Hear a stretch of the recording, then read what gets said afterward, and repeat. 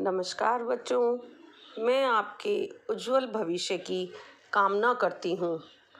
हमने देवसेना के गीत के 2 अंश पढ़ लिए हैं। आज हम इसी गीत के तीसरे अंश को पढ़ेंगे। इस काव्यांश में कवि देवसेना की मनोस्थिति का वर्णन करते हुए कहता है कि स्कंदगुप्त का प्रणय निवेदन उसे अर्थात देवसेना को वेदना बनकर प्रताड़ित कर रहा है।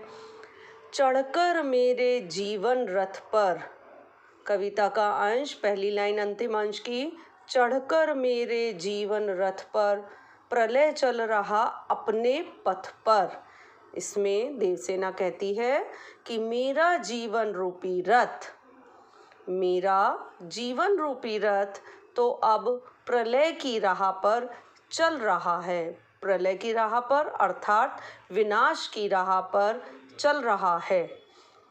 आगे, मैंने निज दुर्बल पद बल पर उससे हारी होड़ लगाई। मैंने अपने कमजोर कदमों से व्यर्थ की इस प्रलय से आगे निकलने की स्पर्धा कर रही हूँ। अर्थात मैं अब भी जीवन के इस अंतिम क्षण में भी सोच रही हूँ कि मैं इस दुख से आगे निकल जाऊँ।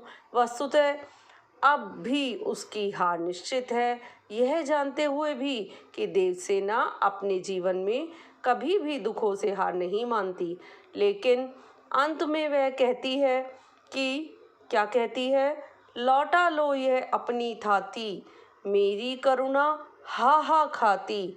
विश्व न संभलेगी यह मुझसे, मेरे मन की लाज गवाई।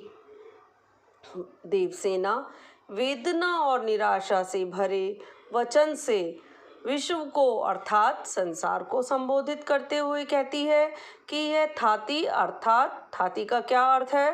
प्रेम रूपी धरोहर को लौटा लो। मुझसे अब यह नहीं संभलेगा, अर्थात प्रेम रूपी प्रणय निवेदन जो तुमने भेजा है, अर्थात स्कंदगुप्त ने जो भेजा है, अब तुम उसको लौटा लो। इसे संभालने का साहस अब मुझ में नहीं है। देवसेना का जीवन दुखों से भर गया है और अब अंत में वह मन ही मन लज्जित है। इसलिए तुम इस प्रेम रूपी धरोहर को वापस ले लो। इस तरह देवसेना सबसे वेदनापूर्ण विदाई लेना चाहती है। यह था इस कविता का अंतिम अंश। यह कविता तत्सम प्रदान खड़ी बोली में लिखी गई है। हारी होड़ में अनुप्रास अलंकार है। जीवन रथ में रूपक अलंकार है।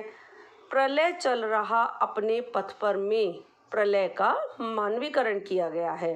पूरा गीत छायावादी शैली में लिखा गया है। बच्चों, नमस्कार।